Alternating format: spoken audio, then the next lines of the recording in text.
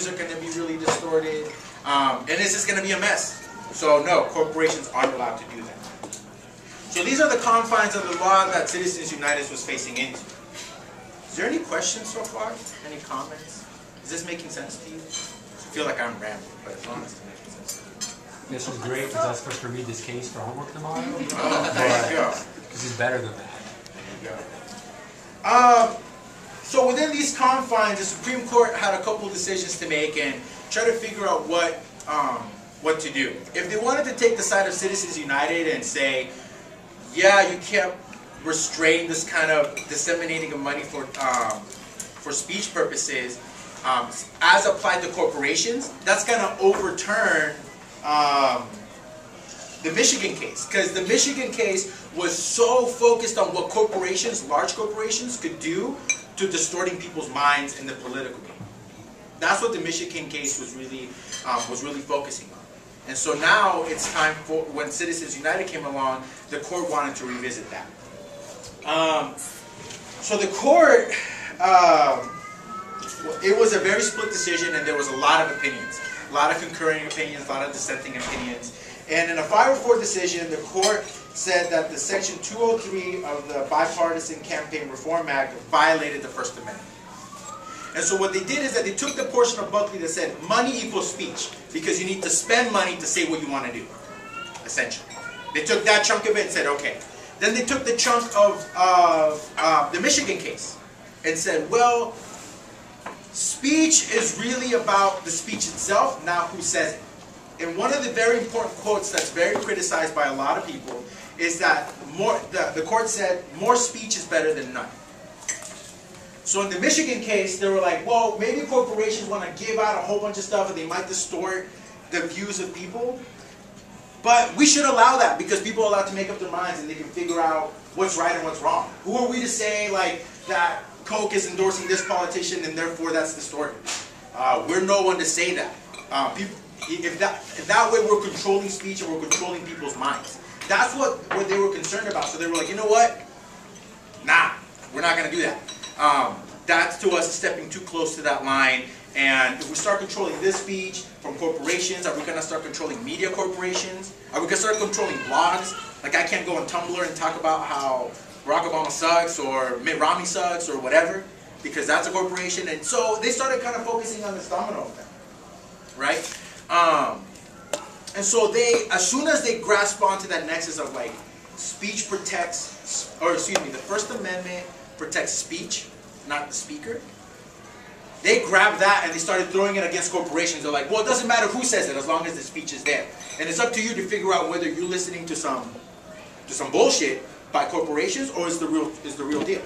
We're not gonna. That's what the Michigan case tried to protect you from, and we're gonna take away that protection from you, and it's up to you to decide.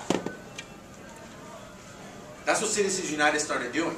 And so it said, no, that is unconstitutional against the First Amendment, and therefore you can't ban us to whether it's 30 days, 60 days, 1 day, you can't ban corporations from spending money to say what they want to say about any political figure. Does that make sense? So this is where we are now. It upheld other parts of the BICRA law, like if you're giving money to actual campaigns, you know, there's a bunch of restrictions on that, because that's not spending money, which is speech, as it was established in the Buckley case. Spending money is speech. Contributing money to a politician, that is less. They didn't count that as speech so much. And we're not going to get into that analysis whether it was right or wrong, because that's a whole source of jurisprudence, theoretical framework that I can't even ninja my way through. So, and if I can't do it, no, honestly. So this is where we are. And so what does that mean now? And so in the one hand, one of the things that the Citizens United case said was, yeah, we might be protecting all these like big, like Coca-Cola, Pepsi, things like that about making big contributions. But what about like the mom and pop shops? What about One World? Like One World isn't all over the place, it's here. And so you're saying that they're not allowed to like put some political expenditure? No, that's just too much. Let's strike that down. So that's where we are now.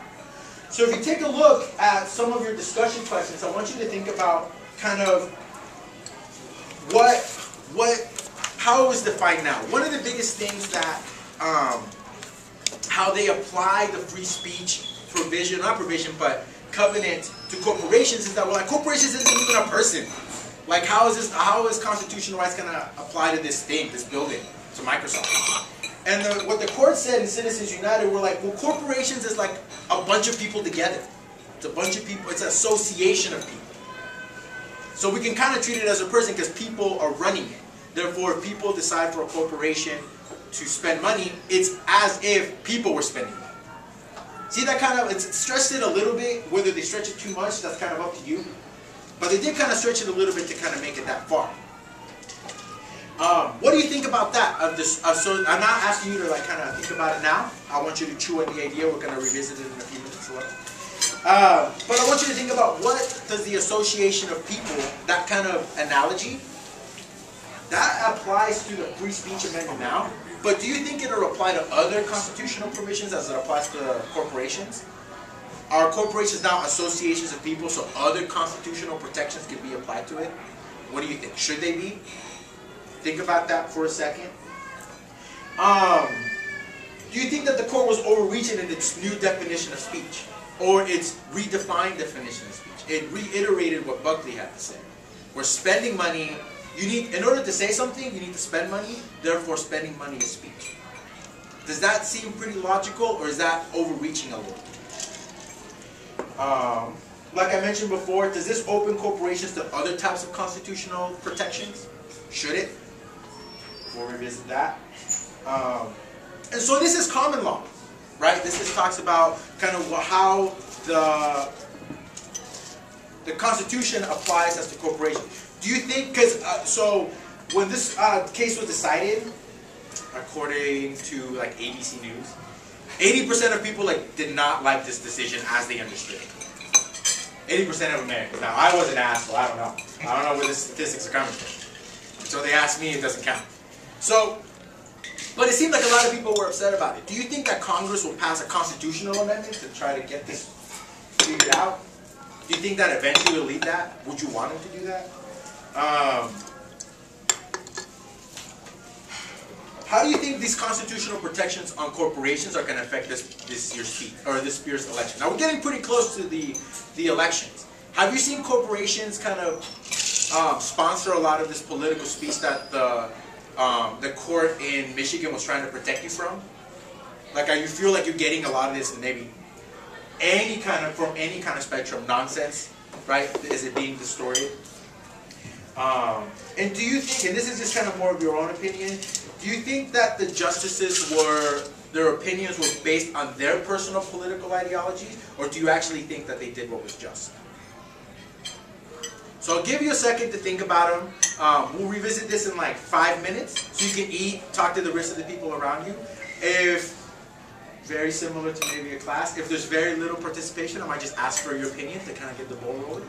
So, and I'm not afraid to call on these, all of them. So you have a seating chart? I do have a seating chart. I took note of it.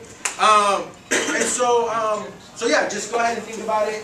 And then Professor Sanders is going to she's going to start us off with the discussion, giving us her insight on these questions and other things. And then we're going to take it from there.